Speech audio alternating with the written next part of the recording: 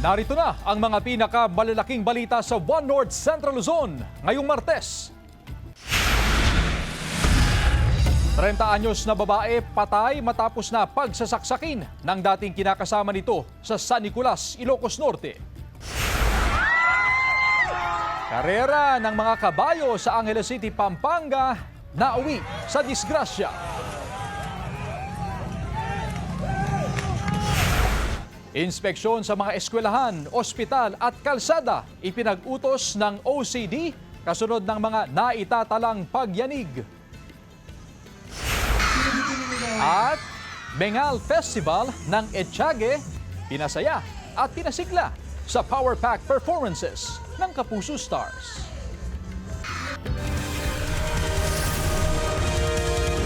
Ito ang GMA Regional TV, One North Central Luzon.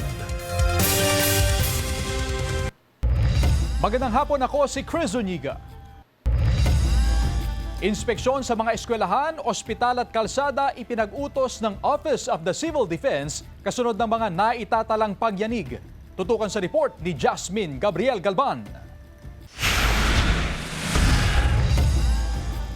Inspeksyon ng otoridad sa mga eskwelahan, ospital at sa mga kalsada sa Region 1. Ipinag-utos ito ng Office of the Civil Defense Region 1 kasunod ng mga nitatalang pagyanig sa iba't ibang bahagi ng bansa. Mahalaga raw na matiyak ang structural integrity ng mga ito. Kailangan talaga natin bigyan pansin yan kasi hindi man yan nag-create ng problema nung paglindol, kung sa lindol yung pinag-usapan natin. In the future, this may create yung totoong danger, yung pag-check ng mga integrity ng mga structures around, especially schools at saka mga hospitals natin. Mahigit 8,000 ang estudyante ng Mangaldan National High School. Para matiyak ang kaligtasan ng mga estudyante, hindi ginagamit ang mga dilapidated room o building. Maging ang pagtambay rito ay pinagbabawal din. Nagsagawa rin ng inspeksyon ng pamuno ng paaralan sa mga silid-aralan. Magpapa-inspect din daw sila sa Municipal Engineering Office. Ipinag-utos din ng pamunuan ng paaralan na dapat ay walang nakaharang sa mga entry at exit point ng mga silid-aralan. May mga maintenance din tayo. So bawat classroom tinitignan yung durability, yung strength ng building at saka syempre para ma-maintain yung security ng mga bata. Safety ang mga bata. Hindi mag-alala yung mga parent nila. Opo. Samantala, binigyang diin ng OCD ang mga dapat gawin sakaling lumindol. Mahalaga raw na dapat ay iwasang magpanik o mataranta at gawin ng duck, cover and hold. Kasama si Jing Dakanay, Jasmine Gabriel Galban, One North Central Luzon.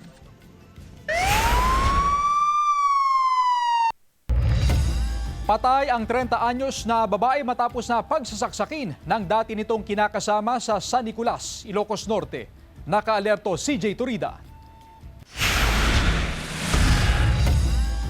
Patay ang 30 anyos na babae matapos pagsasaksakin ng dating kinakasama sa Barangay 18, San Pedro, San Nicolas, Ilocos Norte. Kinilala ang biktimang si Lovely Pagaduan. Nakilala naman ang suspect na si Froilan Gaspar, 28 anyos, construction worker. Batay sa investigasyon, pinuntahan ng suspect ang biktima sa pinapasukang tindahan at dito pinagsasaksak ng 7 beses. Dinala pa sa ospital ang biktima pero binawian din ng buhay. Tumakas ang suspect matapos ang krimen pero nadakip sa hot pursuit operation ng PNP. Aminado ang suspect sa krimen. Nagawa raw ng suspect ang krimen dahil sa sobrang pagmamahal niya sa biktima. Mahigit 1 taon na raw silang hiwalay pero nagkikita pa rin. Nagtaka raw ang suspect dahil bigla na lang daw hindi nagpaparamdam ang biktima. Pumunta siya sa isang kurong-kurong.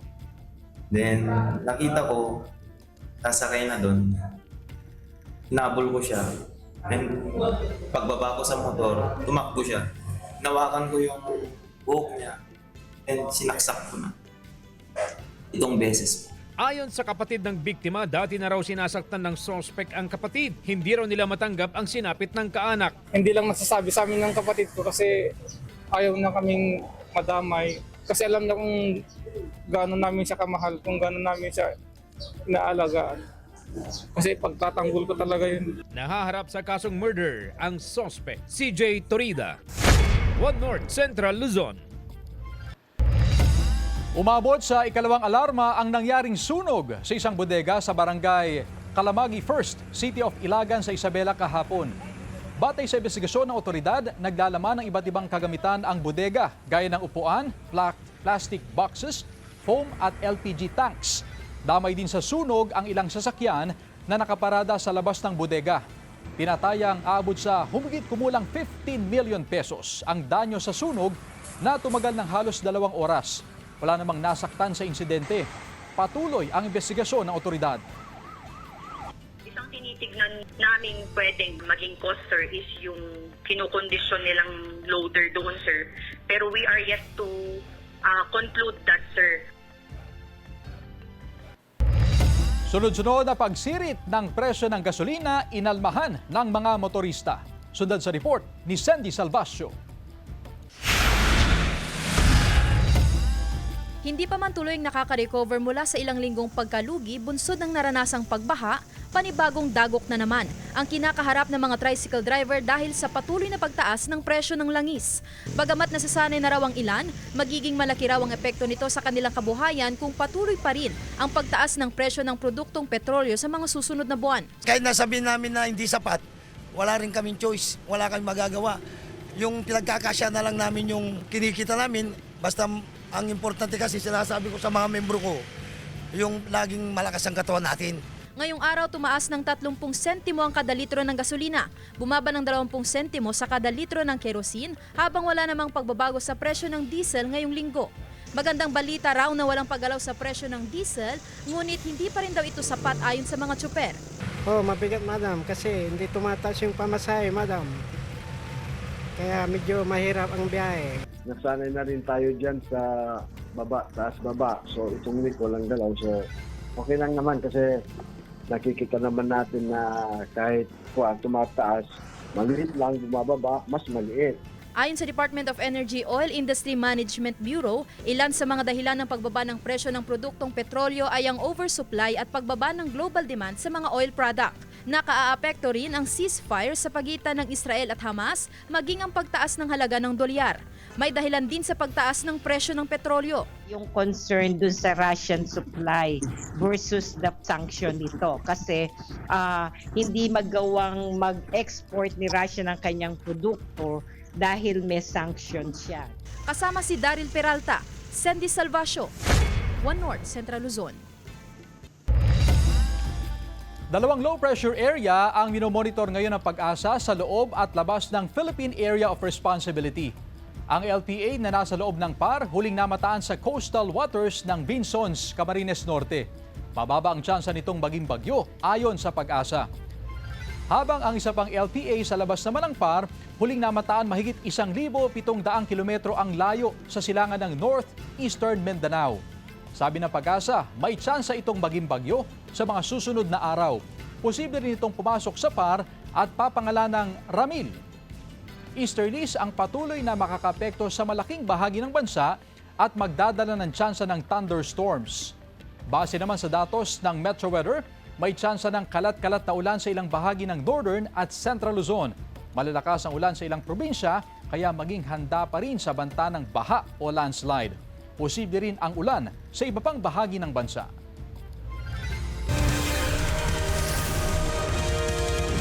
Ito ang GMA Regional TV, One North Central Luzon.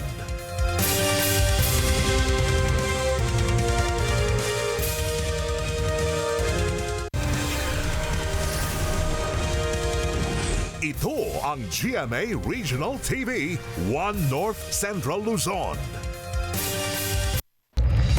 Patay ang isang lalaki sa Dilasag, Aurora matapos makuryente sa ginamit na panghuli ng isda. Kwento ng ina ng biktima, dumayo ang anak at iba pang residente sa isang sakahan para manghuli ng igat o eel na ibebenta sana. Nakita na lang daw ng mga kasamahan niya ang 26 anyos na si Jojo Rosal na nakasubsob sa sakahan. Sinubukan pa siyang dalhin sa ospital pero idineklarang dead on arrival. Isa sa ilalim ng Republic Act 6451, bawal po ang paggamit ng kuryente sa pangingisda sa mga freshwater area ng Pilipinas gaya ng mga lawa, ilog, dam at irrigation canal. Karera ng mga kabayo sa Angeles City, Pampanga na uwi sa disgrasya. Ang detalye sa report.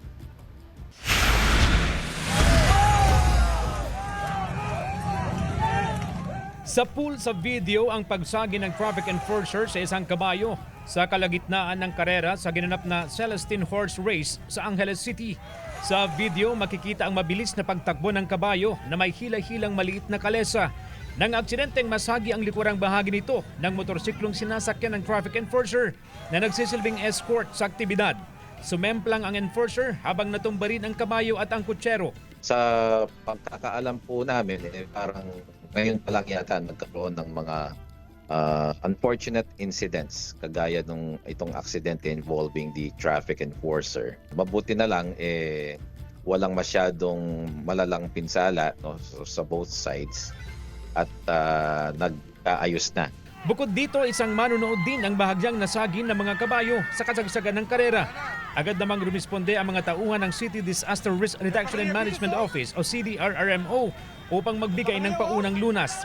Ayon sa Animal Kingdom Foundation, hindi nila hinihikayat ang ganitong uri ng karera dahil nakokompromiso ang kaligtasan at kapakanan ng mga hayop. It's about time that we should start educating the public and even our local government units to do away with this kind of practices and promote culture traditions, no, that would enhance our Filipino characteristics and exposing animals to this kinds of situations. Ang Celestine Horse Race ay isang taunang paligsahan na inorganisa ng isang pribadong grupo bilang bahagi ng paggunita sa Festang Kulyat ng Angeles City.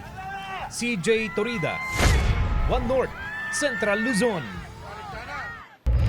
Arestado ang isang babae sa bypass operation ng PNP sa Sitio Aling, Barangay Pantal, Dagupan City, dakong alas 10 ng gabi noong linggo. Nahuli rin ang kinakasama ng sospek na tinangkapang tumakas pero na-corner din ng mga otoridad. Sa eskinitang tinakbuhan nito, naaktuhan ang 5 iba pang individual na gumagamit ng ilegal na droga. Inaresto rin sila ng mga pulis. Nasamsam sa operasyon ang 11 gramo ng hinihinalang shabu at mahigit sa 2 gramo ng marijuana. Wala pang pahayag ang mga naaresto. Sasampahan sila ng reklamong paglabag sa Republic Act 9165 o Comprehensive Dangerous Drugs Act of 2002. Pansamantalang isasara ang Embarcadero Bridge sa mga motorista tuwing gabi simula bukas, October 15. Yan ang balitang tinutukan live ni Jasmine Gabriel Galban. Jasmine? Chris, maaga nang naglabas ng abiso ang lokal na pamahalaan, ganun din ng DPWH kaugnay sa temporary closure ng Embarcadero Bridge dito sa Mangaldan, Pangasinan. Naglalakihang detour road advisory ang ipinaskil ng otoridad ilang metro ang layo mula sa Embarcadero Bridge sa Mangaldan, Pangasinan. Gabay ito sa mga motoristang maapektuhan sa pansamantalang pagsara ng tulay simula bukas ng gabi. Sinilabas na abiso ng lokal na pamahalaan. Epektibo bukas, mula alas 10 ng gabi hanggang alas 4 ng madaling araw ay isasara ang tulay para bigyang daan ang phase 2 ng bridge widening project kung saan ikakabit ang 24 girders ng tulay. Magtatagal ng 1 linggo ang temporary closure ng tulay mula 10 p.m. hanggang 4 a.m. Sinigurado rin naman ng if they could shorten it from 7-day period na hiningi is if they can shorten it to 4 or even lesser than that dahil pagtutulungan na rin po para mas komportable ang pagdaan ng ating mga kababayan at sa mga karating bayan. Magsisilbing detour road ng mga sakyan ang San Jacinto-San Fabian Provincial Road. Two-way policy ipatutupad dito. Exempted sa temporary bridge closure ang ambulansya, police cars at fire trucks. Sinigurado rin ng DPWH na yung mga emergency cases like itong mga fire trucks and even itong mga ambulance natin, even the PNP, pag merong talagang emergency situations is makakadaan naman. Aayusin po yung in case of these emergencies. Bago ang implementasyon ng temporary bridge closure, ay nakipag-ugnayan na ang LGU Mangaldan sa alkalde ng mga apektadong bayan gaya ng Mapandan, San Jacinto, San Fabian at Manawag. Chris, ayon sa lokal na pamahalaan, wala namang inaasahan na traffic build-up sa kabilayaan ng implementasyon ng road closure o ng bridge closure dito nga sa Barangay Embarcadero dahil gabi naman daw ang pagsara ng tulay. Ibig sabihin, Chris, pagsapit ng umaga ay open sa lahat ng motorista ang Embarcadero Bridge. Chris? Maraming salamat, Jasmine Gabriel Galban.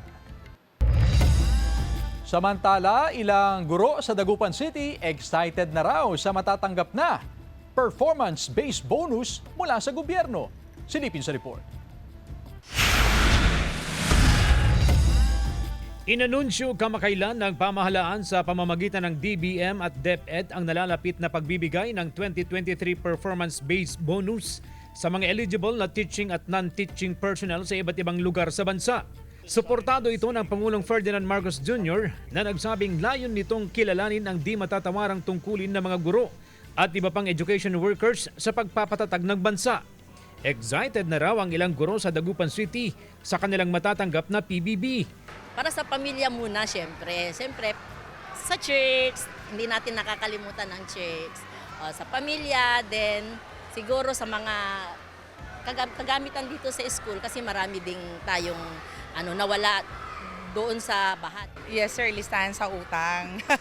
Hindi sir, para sa mga anak, sa pamilya syempre sir. At syempre, malaking biyaya yan para sa mga teachers. Super duper grateful po kami sir. Base sa ulat ng DBM, nakakuha ang DepEd ng 80-point score sa AO25 Performance Assessment at ito ang naging daan upang makuha ang pinakamataas na PBB rate na 52% ng monthly basic salary. Para maging eligible sa 2023 PBB, kailangan nakatanggap ang isang guro o non-teaching personnel ng very satisfactory rating sa kanyang performance review at nagtatrabaho na siya ng hindi bababa sa 9 na buwan sa fiscal year. Kung ang DepEd Regional Office 1 ang tatanungin, gusto natin ipaliwanag sir na sa ngayon ay wala pa po yung official guidelines. Sinentay pa lang po ng Regional Office yung official guidelines na manggagaling po sa Central Office. Makikipag-ugnayan daw ang DBM sa DepEd para sa pag-issue ng Special Allotment Release Orders at Notice of Cash Allocation para matiyak ang mabilis na pagbibigay ng bonuses. Kasama si Jing Dakanay, CJ Torida, One North Central Luzon. Ang kawayan hindi lang nakatutulong sa kalikasan, pwede ring gawing pangkabuhayan. Yan ang muling itatampok sa training seminar ng Carolina Bamboo Garden sa Antipolo, Rizal. Sa October 18 na, ang 27th Learn and Earn from the Bamboo Experts Seminar. Ituturo ng mga eksperto ang tamang pag-aalaga, pag-ani at pagproseso ng mga kawayan para pagkakitaan ang mga ito. May tour din sa iba't ibang amenities at features sa loob ng Bamboo Garden. Sa mga interesado, pwede kayong tumawag, mag-email o bumisita sa website ng Carolina Bamboo Garden.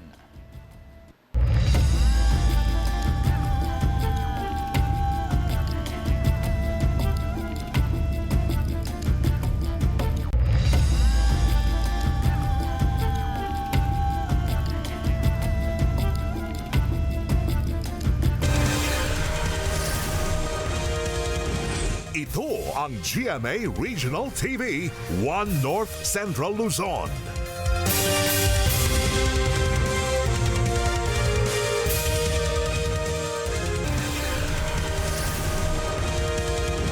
Ito ang GMA Regional TV, One North Central Luzon.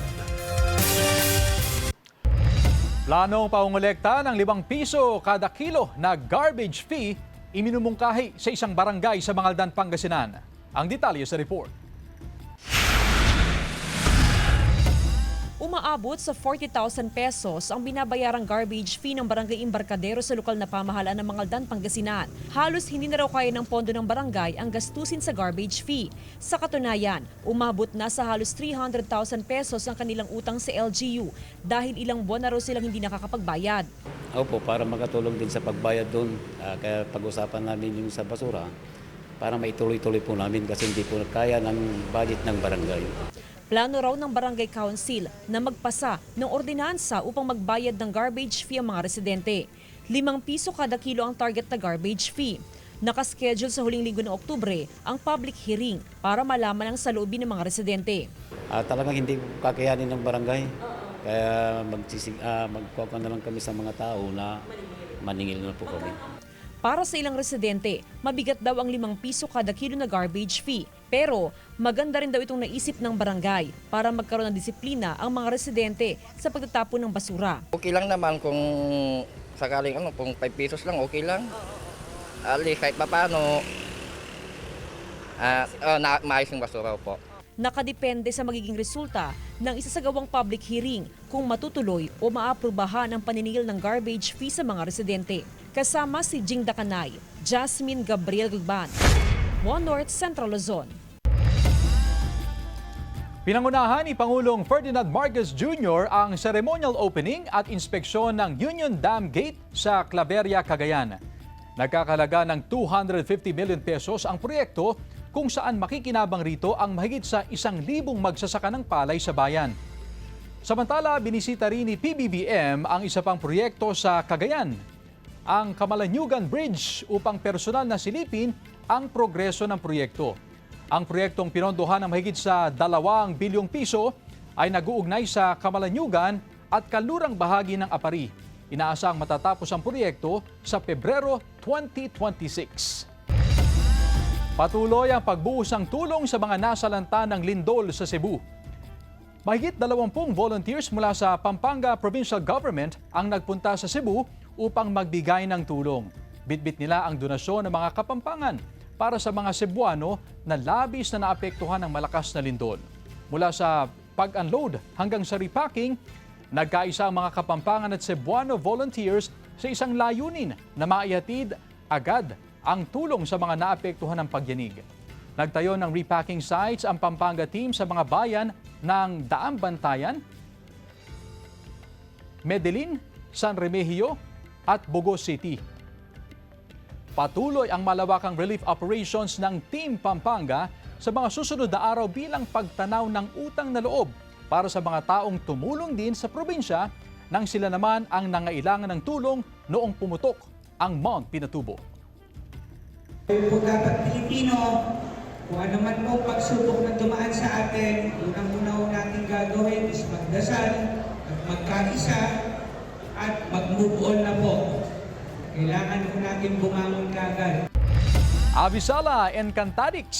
Trending ang transformation ng new generation of Sangres sa episode ng Encantadia Chronicles Sangre kagabi. Ang bangis ng visual effects. Finally, ay napanood na ang iconic na Sangre transformation. Naglalagablab ang transformation ni Flamara, Faith Da Silva. Habang humahagupit naman ang kay Dea, Angel Guardian. Umaagos naman ang kay Adamus, Kelvin Miranda. At matinding pagyanig ang transformation ni Tera, Bianca Umali. Ready na ang mga Sangre na bawiin ang mga kaharian sa Encantadia mula sa pananakop ng mga mini-yave. Abangan ang kanilang paglusob mamayang gabi sa GMA Prime pagkatapos ng 24 oras.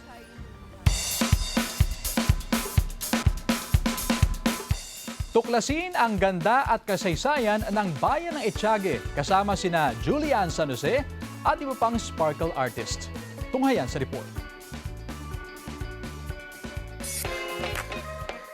Sa bahaging timog sa lalawigan ng Isabela, isang bayan na pinagpala sa nakamamanghang ganda ang masisilayan, ang Etiague. Ang lupain na saksi sa kwento ng katapangan, pagkakaisa at tradisyon na mas pinagtibay sa pag-usad ng panahon.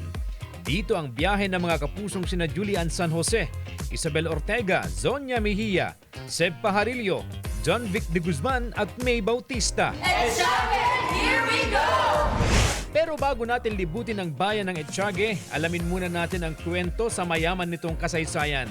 March 4, 1863 nang ipangalan ng bayan sa Kastilang Gobernador General na si Rafael de Etiague noong mga panahon na siya ay namumuno sa Pilipinas. Pero mga kapuso, bago ito, ang unang pangalan ng bayan ay hango sa isang puno na marami rito sa lugar na kung tawagin ay Kamarag. Isa sa mga ipinagmamalaki ng Etiague ay ang pagiging agricultural hub nito sa lalawigan. Makikita rito ang malawak na taniman ng mais, palay at tubo. mga produktong nagbibigay buhay sa kanilang lokal na ekonomiya. Ngunit higit sa lahat, ang bayan ay tahanan din ng mga likas na tanawin tulad ng Ilagan River, Disoor Lagoon, at Dipanyong's Cave na paboritong puntahan ng mga mahilig sa kalikasan at adventure. Hindi rin mawawala ang masasarap na lutong etsogenyo, mula sa mga ulam hanggang sa mga kakaning gawa sa malagkit na bigas, mais at nyog. Sa bawat hapag, malalasap ang malinamnam na pamana ng pagluluto. Ilan nga sa mga binabalik-balikan na delicacy dito ay ang kuribengbeng na isang native delicacy na gawa sa giniling na mais at saba na iniluto sa dahon ng saging. Tuwing buwan ng Oktubre, napupuno ng kasiyahan ng bayan sa kanilang pagdiriwang ng Mengal Festival. Dito ipinapakita ng mga etsogenyo ang kanilang malikhaing talento sa sayaw, musika at sining. Isang patunay na buhay pa rin ang kanilang kultura. Ang Mengal Festival ay ipinagdiriwang bilang pagpupugay sa mga Yogad warrior na silang mga unang nanirahan sa lugar. Pagkilala rin ito para sa kanilang katapangan sa pakikipaglaban para sa bayan. Iba't ibang aktibidad ang mas nagpapasigla sa kapistahan. And speaking of fiesta, hindi nagpahuli ang GMA Regional TV sa paghahatid ng isang masayang Kapuso Fiesta. Tama yan! Kaya naman gagawin nating unforgettable ang inyong Mengal Festival Celebration. Let's go! Nabalot ng hiyawan ng Etxage Municipal Grounds sa simula pa lang ng palabas. Ang audience hindi inatrasan ang games, kasama si Kapuso comedian May Bautista na siya ring host ng palabas. Real na real naman ang naramdamang saya ng crowd nang makita na ang cast ng Sanggang Dikit for Real na sina John Vic de Guzman, Seb Pajarillo at Zonia Mejia. Talagang sumasabay sila, nakikipag-jam sa inyo, and at the same time hindi lang yung mga tao yung matutuwa ka dahil sinusuportan ka pa yung mga pagkain. Ang saya lang. So, nawawala yung pressure na malayo ka sa pamilya mo. So, enjoy lang talaga. Enjoy na enjoy. First time ko dito, so grabe pala yung mga tao dito sa Isabela. Sobrang sasaya lang, laging nakangiti. Nakaka-inlove na performances naman ang hatid ng All Out Sundays Ayos Barkada member na si Isabel Ortega. Ayun, sobrang nag-enjoy ako na makiparty sa mga Etchageños natin dito sa Mengal Festival. Talagang ang saya, ang taas ng energy, ang sarap bumalik kasi ang sarap din ng mga delicacies nila dito. Power pack performance naman ang baon ng The Voice Kids PH coach and Asia's Limitless star, Julian San Jose. First time ko dito sa Etxage, so natutuwa ako at talagang sobrang nakaka-happy yung energy ng ating mga kapuso. CJ Torida, One North Central Luzon. Mga kapuso, 72 days na lang. Pasko na. Samantala, mapapanood niyo po ang episode na ito at iba pang pinakahuling lokal na balita sa official website ng GMA Regional TV, www.gmaregionaltv.com. Pwede rin kayo bubisita sa aming official YouTube channel, GMA Regional TV, at i-click ang subscribe button para sa pinaka-maiinit na balita mula sa mga rehiyon. Nais din namin pasalamatan ng mga kapuso sa Hilaga at Gitnang Luzon, maging ang mga kapuso natin abroad. Dahil sa GMA Regional TV, local news matters. At yan ang mga pinakamalaki at pinakauling balita sa Hilaga at Gitnang Luzon. Maraming salamat sa pagsama sa amin pati na ang mga kapuso sa ibang bansa na tumutok sa mga balita sa rehiyon. Ako po si Chris Zuniga. Kami, ang GMA Regional TV, One North Central Luzon. Buong puwersa para sa mas malaking misyon at mas malawak na paglilingkod sa bayan.